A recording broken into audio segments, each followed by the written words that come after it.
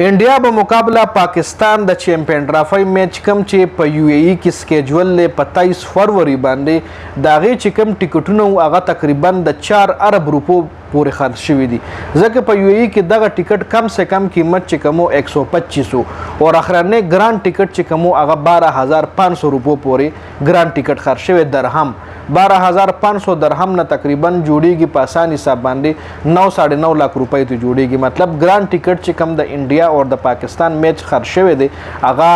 9.5 लाख روپو پورې خرڅ شوی دی او ټول نه ارزان ترین ټکټ چې کم دی هغه 9-10 هزار پورې پاکستاني روپو پورې خرڅ شوی دی اوس په دغه سټیډیم کې تقریبا 25000 نه والي 30000 پورې کسان راځي او دغه ټوټل د ټکټونو پیسې چې را جمع شوي دي د انډیا او د پاکستان د میچ